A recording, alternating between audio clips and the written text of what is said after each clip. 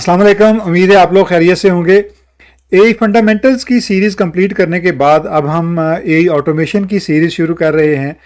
AI fundamentals में हमने अपने एआई के कॉन्सेप्ट्स को बेहतर तरीके से सॉलिड करने की कोशिश की, फाउंडेशन बनाने की कोशिश की और ये समझने की कोशिश की कि एआई के अंदर कौन कौन सी फील्ड्स और फीचर्स और ब्रांचेस अवेलेबल हैं। इसके अलावा हमने एक प्लेटफॉर्म जो कि माइक्रोसॉफ्ट एजर है, उसमें देखा कि एआई को सपोर्ट करने के लिए कौन कौन से टूल्स, मॉडल्स और सर्विसेज अवेलेबल हैं जिनको आउट ऑफ बॉक्स इस्तेमाल किया जा सकता है। ये सारी इंफॉर्मेशन जो थी, इसने हमारे एक एआई की फाउंडेशन बिल्ड कर दी है। अब हमें ये पता है कि लैंग्वेज मॉडल क्या होता है, जनरेटिव एआई क्या है, एपीआईज क्या हैं। ये सारे कॉन्सेप्ट जो हैं वो अब हमें आगे एआई ऑटोमेशन के लिए हेल्प करेंगे। ऑटोमेशन का किरदार हमारी ज़िंदगी में बहुत शुरू से रहा है। अगर हम टेक्सटाइल मिल्स में धागे से कपड़ा बुनने से लेकर और उस कपड़े में डिज़ाइन डालने और डिज़ाइन के बाद प्रिंटिंग करने और प्रिंटिंग के बाद उस कपड़े की पैकिंग तक के मराहल देखें, तो ज़्यादातर काम जो था वो ऑटोमेशन के थ्रू ही होता था और उसमें बहुत कम लेवल पे इंसानी मुदाखलत होती थी। बिल्कुल उसी तरह से सॉफ्टवेयर के अंदर भी अगर देखा जाए तो जो एक ईमेल ऑटो रिप्लाई का सिस्टम है, वो भी ऑटोमेशन की एक एग्जांपल है, जिसमें हम एक प्री डिफाइंड स्ट्रक्चर ईमेल में डाल देते हैं और जब कोई भी इवेंट होता है यानी हमें ईमेल आती है तो हम उसका रिस्पॉन्स जो है वो ऑटोमेटिकली प्रोवाइड कर सकते हैं। और ये एक ऑटोमेटेड सिस्टम की एक एग्जांपल है। अब जब से एआई इंट्रोड्यूस हुई है रिसेंटली, तब से ये जो ऑटोमेशन है ये नेक्स्ट लेवल पे चली गई है और ये है एआई ऑटोमेशन।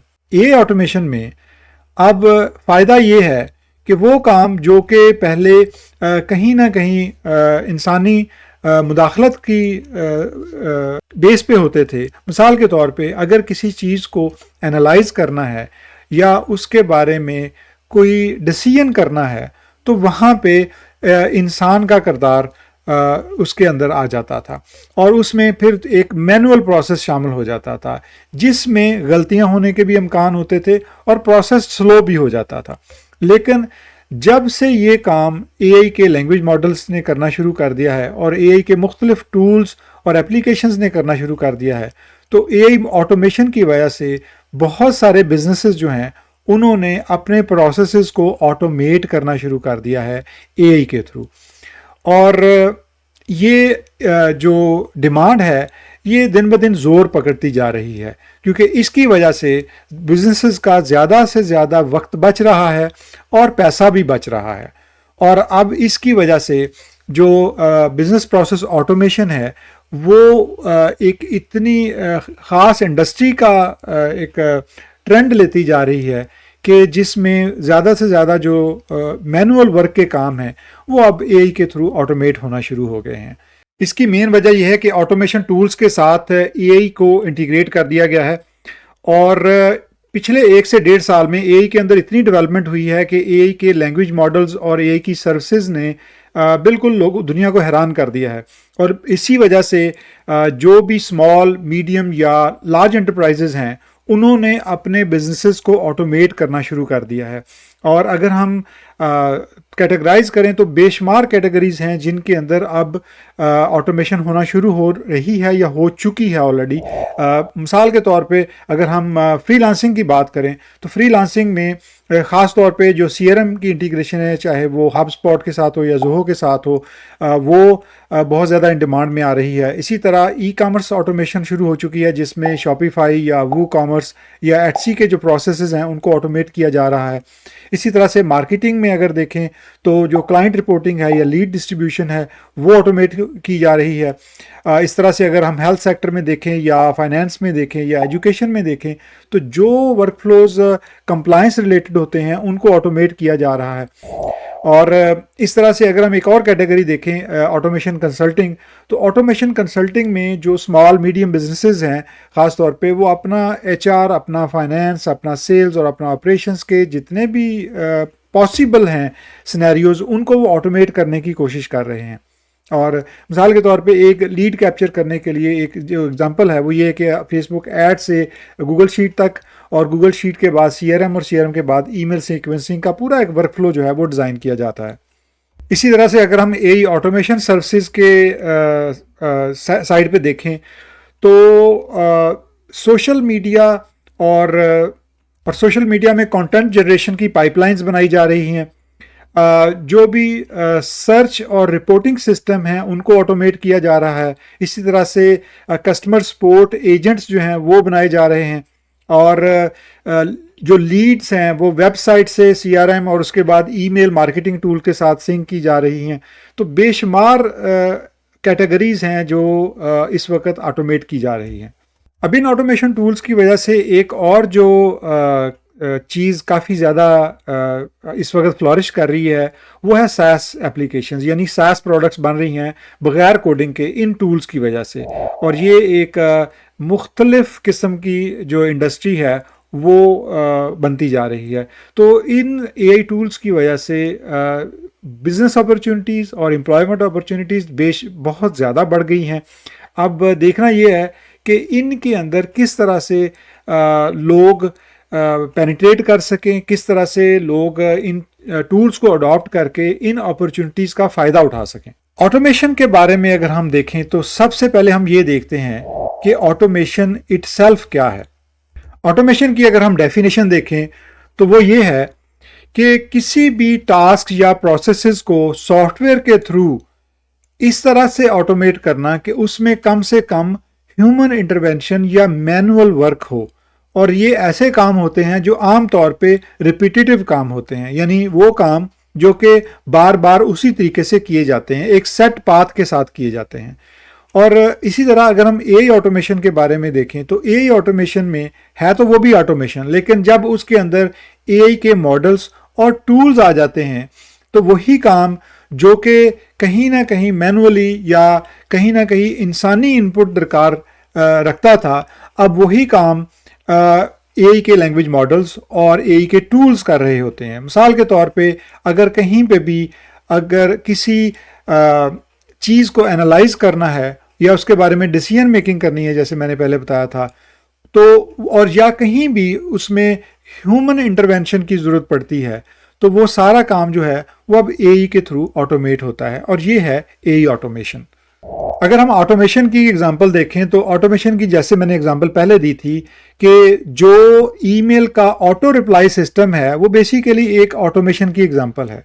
लेकिन अगर हम एआई ऑटोमेशन की एग्जांपल उसके साथ कंपेयर करें तो एआई ऑटोमेशन में उसी ईमेल को रीड करना, उसके टेक्स्ट को एनालाइज करना और उसके बारे में एक डिसीजन करना कि इसका अब किस तरह का जवाब होना चाहिए, उस टेक्स्ट के मुताबिक जो ईमेल के अंदर आया है उसके मुताबिक डिसीजन करना, और फिर उसको समराइज करके कस्टमाइज्ड रिप्लाई यानी कि उस कस्टमर के मुताबिक, स्पेसिफिक कस्टमर के मुताबिक उसको जवाब भेजना, ये है एआई ऑटोमेशन का हिस्सा, जो कि ऑटोमेशन में नहीं है, क्योंकि ऑटोमेशन में एक सेट जवाब जाएगा तमाम कस्टमर्स को, तमाम ईमेल भेजने वालों को। लेकिन एआई ऑटोमेशन में जवाब जो है वो कस्टमाइज हो जाएगा, पर्सनलाइज्ड हो जाएगा उस शख्स के मुताबिक जिसने वो ईमेल भेजी है, और उसके अंदर जो उसने कंटेंट भेजा है लैंग्वेज मॉडल उसको पहले असेस करेगा और उसके बाद उसके मुताबिक उसका जवाब तैयार करेगा और उसको जवाब को रिस्पांस में भेज देगा।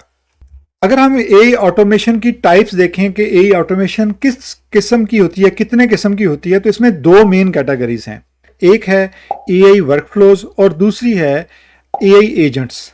AI workflows basically business process automation होती है, यानी कि जो बिजनेसेस हैं उनके प्रोसेसेस को ऑटोमेट करना। मिसाल के तौर पे अगर कोई ई कॉमर्स का बिजनेस है जिसमें ऑर्डर्स आते हैं तो उन ऑर्डर्स को डाटाबेस में सेव करना, उसके बाद उनके कस्टमर्स को रिस्पॉन्ड करना और उन ऑर्डर्स को आगे अपनी फुलफिलमेंट टीम को भेजना ताकि वो ऑर्डर शिप किए जा सकें। ये सारा प्रोसेस जो है ये बिजनेस प्रोसेस ऑटोमेशन के थ्रू ऑटोमेट किया जा सकता है।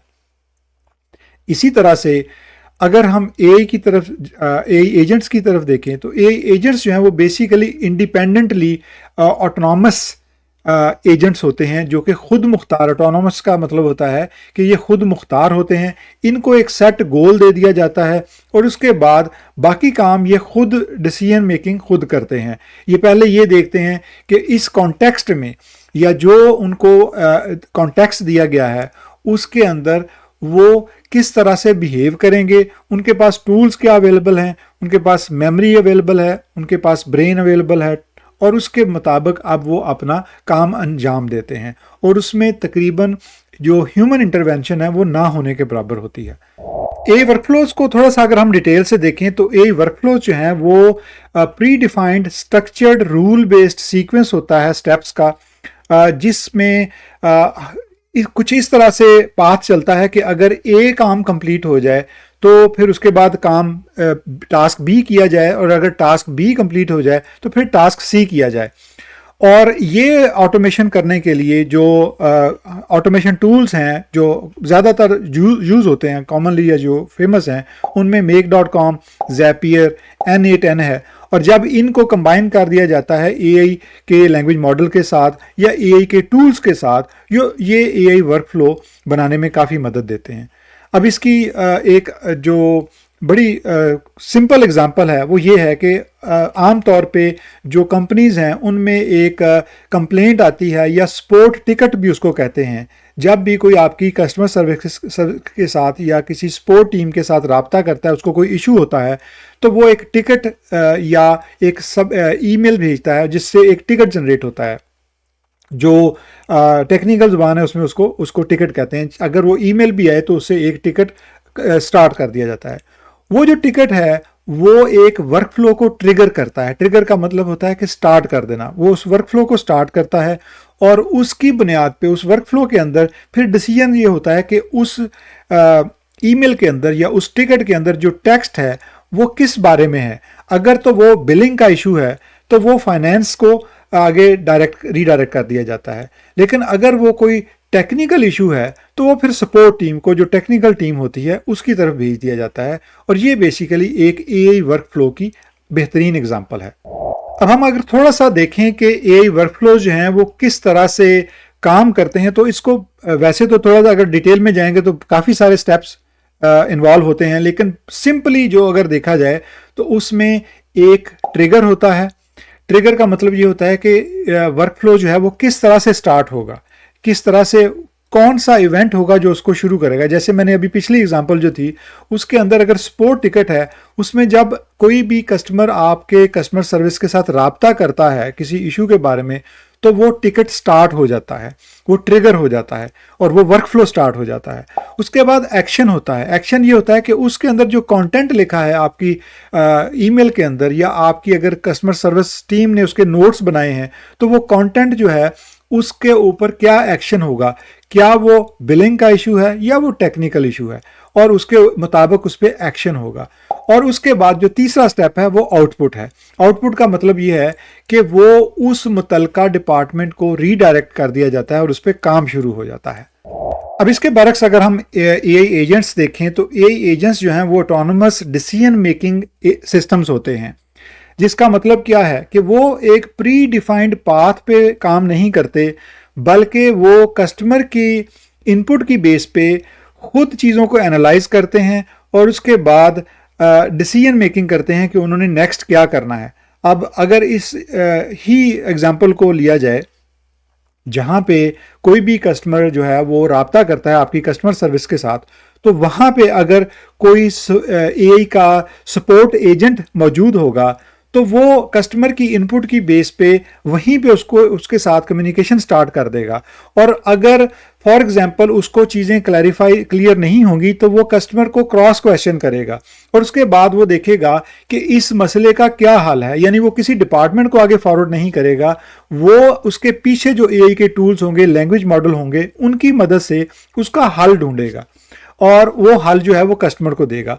अगर फॉर एग्जांपल कस्टमर उस चीज़ को अप्लाई करता है और वो अगले स्टेप पे जाके फिर कहीं पे वो कस्टमर जो है वो रुक जाता है और वो कस्टमर वापस इस एजेंट के साथ बात करता है, तो एजेंट उसको नेक्स्ट स्टेप भी बताएगा और इस तरह से वो उस कस्टमर को हेल्प करता जाएगा।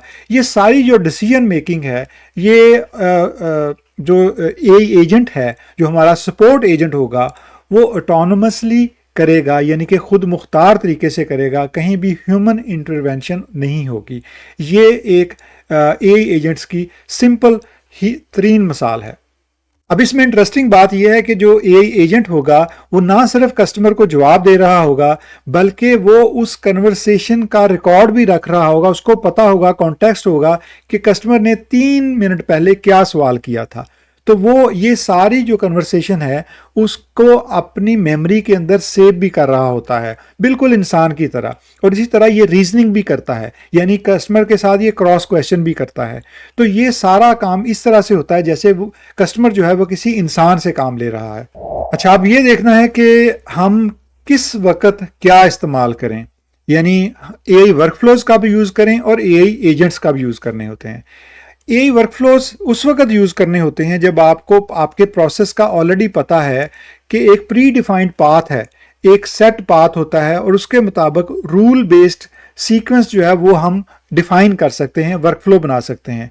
तो वो वहाँ पे हम जब हमें प्री डिफाइंड पाथ पता होता है तो उसके मुताबिक, या प्री डिफाइंड स्टेप्स होते हैं तो उसके मुताबिक हम एआई का वर्कफ्लो बना सकते हैं। और उसके अंदर जहाँ पे कहीं भी जहानत की ज़रूरत होती है या ह्यूमन इंटरवेंशन की ज़रूरत होती है, वहाँ पे हमें एआई के टूल्स हेल्प करते हैं। लेकिन अगर हमें कहीं पे भी ऑटोनमस काम करवाना है, यानी कि कहीं भी हमें ये नहीं पता कि सेट पाथ नहीं है, इनपुट की बेस पे आगे से कोई भी जवाब हो सकता है, या जो डायरेक्शंस हैं वो किसी भी साइड पे जा सकती हैं, डिसीजन मेकिंग इन्वॉल्व हो सकती है, रीजनिंग इन्वॉल्व हो सकती है। तो इस तरह के काम जो हैं वो एआई एजेंट्स करते हैं, और इसी वजह से एआई एजेंट्स या एजेंटिक एआई जो है वो ज़्यादा डिमांड में आ रही है। अगर हम टूल्स देखें कि कौन कौन से टूल्स अवेलेबल हैं इस वक्त, तो टूल्स तो बेशुमार अवेलेबल हैं, हम तमाम टूल्स का जायज़ा नहीं ले सकते।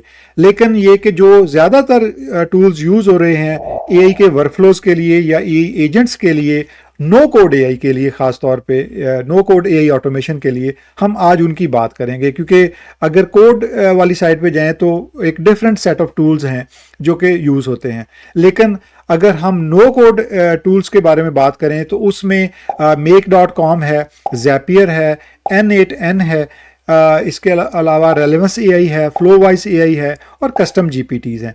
ये वो टूल्स हैं जो ड्रैग एंड ड्रॉप की बेस पे एआई वर्कफ्लो बनाने में मदद देते हैं और एआई एजेंट्स बनाने में मदद देते हैं। हमारा जो एआई ऑटोमेशन का जो ये मॉड्यूल है या सीरीज़ है, इसके अंदर हम make.com पे भी काम करेंगे, ज़ैपियर पे भी काम करेंगे और N8N के ऊपर भी काम करेंगे। हमारा फोकस ये होगा कि हम एक सिंपल तरीके से वर्कफ्लो बनाना सीखें, सिंपली समझें कि वर्कफ्लो क्या होता है, एआई वर्कफ्लो क्या होता है और उसके बाद एआई एजेंट क्या होता है, और हमारे जहन के अंदर इसकी फाउंडेशन इस तरह से बने कि उसके बाद हम कोई भी टूल यूज़ करें, कोई नया टूल अगर यूज़ करें एआई वर्कफ्लो बनाने के लिए या एआई एजेंट बनाने के लिए, तो हमारे लिए उसको इस्तेमाल करना मुश्किल ना हो। तो हमारा जो स्टार्ट होगा वो हम make.com के वर्कफ्लोज से करेंगे, फिर ज़ैपियर करेंगे, फिर N8N में जाएंगे। लेकिन ज़्यादा जो हमारा टाइम गुजरेगा वो N8N के अंदर गुजरेगा, क्योंकि N8N के अंदर एआई वर्कफ्लोज और एआई एजेंट्स बनाने के लिए और एजेंटिक एआई के लिए बहुत ज़्यादा ऑप्शंस अवेलेबल हैं। तो हम कोशिश ये करेंगे कि आपकी अंडरस्टैंडिंग बिल्ड करें make.com के अंदर, फिर ज़ैपियर आपको इस्तेमाल करना सिखाएं और फिर हम N8N की तरफ भी जाएं।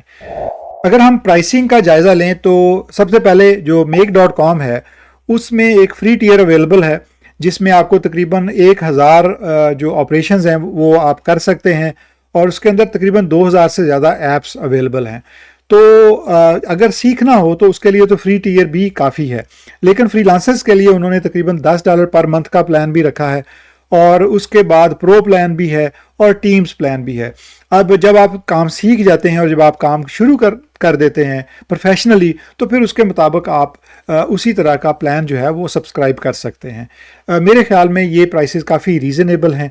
और अब हम आगे जो जायज़ा लेते हैं, जो नेक्स्ट हमारा टूल है वो है ज़ैपियर। ज़ैपियर में भी फ्री प्लान अवेलेबल है, और उसके अलावा जो उसका जो दूसरा प्लान है वो प्रो प्लान है, और प्रो प्लान जो है वो $41 का है पर मंथ, थोड़ा सा एक्सपेंसिव है और make.com की निस्बत।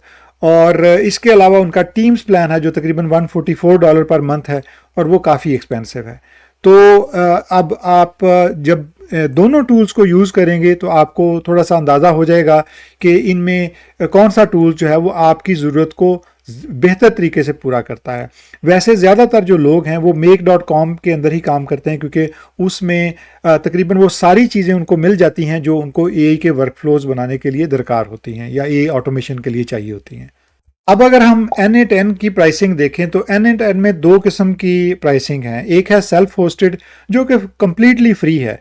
अब उसमें यह है कि आप अगर आप सेल्फ होस्टेड वाली ऑप्शन पे जाएंगे तो आपने ये देखना है कि क्या आपके पास मशीन या सर्वर बेहतर मौजूद है जिसके ऊपर आप अपने जो वर्कफ्लोज या एजेंट्स जो हैं उनको होस्ट कर सकते हैं या उनको डेवलप कर सकते हैं।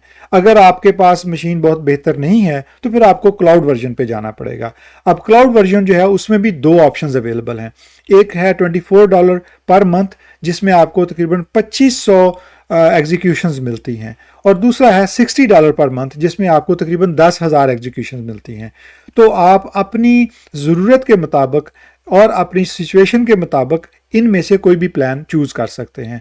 सेल्फ होस्टेड भी कर सकते हैं अगर आपके पास बेहतर मशीन है, बेहतर सर्वर है, और अगर आपके पास बेहतर मशीन या बेहतर सर्वर अवेलेबल नहीं है, आपके पास ये रिसोर्सेज नहीं है, तो फिर आपको क्लाउड प्लान के ऊपर जाना पड़ेगा। ये हमने एक थोड़ा सा आपको क्विक वॉक थ्रू दिया है कि ऑटोमेशन क्या है, एआई ऑटोमेशन क्या है, और एआई ऑटोमेशन में कौन कौन सी टाइप्स हैं, और इनमें टूल्स की क्या ऑप्शंस अवेलेबल हैं, और उन टूल्स की क्या प्राइसिंग है। मकसद ये था कि आपको थोड़ा सा हेड्स अप दिया जाए, थोड़ा सा तैयार किया जाए, ताकि जो हमारा अगला लेक्चर है जिसके अंदर हम प्रैक्टिकली काम शुरू करेंगे, एआई वर्कफ्लोज बनाना शुरू करेंगे, तो उसके लिए आप थोड़ा सा तैयार हो जाएं। हम जो हमारा अगला लेक्चर है उसमें हम अपना जो पहला एआई का वर्कफ्लो है वो बनाएंगे, और वो make.com में होगा। हम पहले make.com में काम शुरू कर रहे हैं, और उसके बाद फिर हम इसको थोड़ा सा कंफर्टेबल होने के बाद फिर हम ज़ैपियर में जाएंगे, और उसके बाद फिर N8N के अंदर एआई ऑटोमेशन का काम शुरू कर देंगे। उम्मीद है कि आज का लेक्चर आपके लिए इन्फॉर्मेटिव होगा और आपको थोड़ा सा आइडिया हो जाएगा कि एआई ऑटोमेशन में हम किस तरफ जा रहे हैं। आपका टाइम का बहुत शुक्रिया। मिलते हैं अगले लेक्चर के साथ।